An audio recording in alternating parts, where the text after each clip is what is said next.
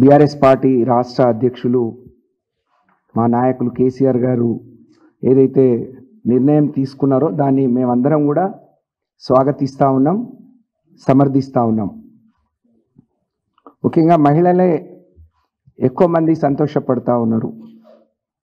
దానికి కారణాలు మీకు వివరంగా చెప్తాం. కొద్ది రోజులుగా కవిత గారు మరి చేసే అనేక విమర్శలు కావచ్చు, వారు మాట్లాడుతున్న తీరు బీఆర్ఎస్ పార్టీకి ఒక నష్టాన్ని, కార్యకర్తల మనోభావాల్ని దెబ్బతీసే విధంగా ఉండే. మీరందరూ కూడా చూశారు నిన్న వారు మాట్లాడిన తీరు. తెలంగాణ రాష్ట్ర సాధనలో కేసీఆర్ గారితో నడిచిన కోట్లాది మంది తెలంగాణ ప్రజలు ఈరోజు బీఆర్ఎస్ పార్టీని నమ్ముకొని బీఆర్ఎస్ పార్టీ కుటుంబ సభ్యులుగా ఉన్న లక్షలాదిగా కుటుంబాలందరూ కూడా బాధపడ్డారు. అందుకనే ఈరోజు బీఆర్ఎస్ పార్టీలో కీలకంగా ఉన్న కవిత గారిని ఎమ్మెల్సీగా ఉన్నారు, వారిని సస్పెండ్ చేస్తూ మరి పార్టీ నష్టాన్ని నివారించాలి, కార్యకర్తలకు ఒక మనోధైర్యాన్ని ఇవ్వాలనే ఆలోచనతోని వారిని సస్పెండ్ చేయడం జరిగింది. కాబట్టి మేమందరం కూడా రాష్ట్ర వ్యాప్తంగా ఇది బీఆర్ఎస్ పార్టీ కార్యకర్తలు, నాయకులు, అలాగే తెలంగాణ ప్రజానికం, కేసీఆర్ గారిని అభిమానించే ప్రజానికం, బీఆర్ఎస్ పార్టీని అభిమానించే ప్రజల పక్షాన మేమందరం కూడా దీన్ని స్వాగతిస్తూ ఉన్నాం.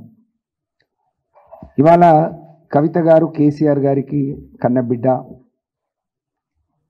కేసీఆర్ గారు ఉద్యమం చేసే రోజు పార్టీకి నష్టం లేదా తెలంగాణకు నష్టం జరిగితే, అది ఇక్కడి నుంచి జరిగితే సొంత పిల్లలన్నా సొంత కుటుంబ సభ్యులన్నా చూడను, ఉపేక్షించను, తప్పకుండా చర్యలు తీసుకుంటా అని చెప్పారు. అందుకనే ఈరోజు పేగుబంధం కంటే వారిని నమ్ముకున్న కోట్లాది మంది ప్రజల ఆకాంక్ష మేరకు, వారి ఆలోచన మేరకు మరి ఈరోజు ఈ నిర్ణయం తీసుకున్నారు అని చెప్పి ఈ సందర్భంగా తెలియజేస్తా ఉన్నాను. ఇవాళ 20 నెలలుగా బీఆర్ఎస్ పార్టీ ఓడిపోయి కాంగ్రెస్ పార్టీ అధికారంలోకి వచ్చింది.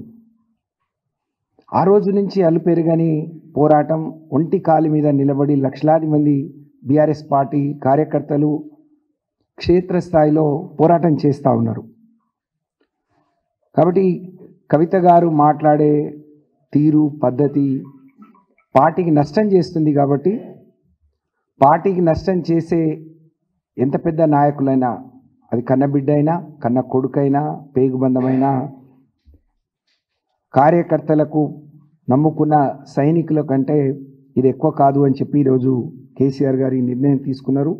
నిజంగా వారి నిర్ణయానికి మేమందరం కూడా మనస్ఫూర్తిగా హర్షిస్తున్నాం.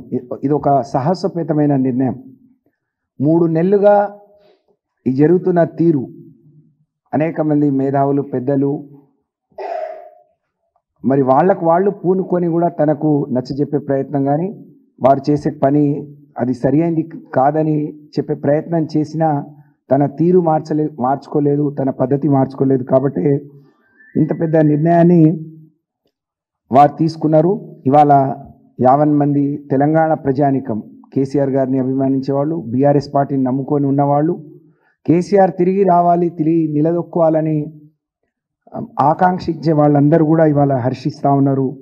నిజంగా మేమందరం కూడా ఇది ఒక గొప్ప హర్షించదగ్గ విషయం అని చెప్పి ఈ సందర్భంగా నేను తెలియజేస్తూ ఉన్నాను.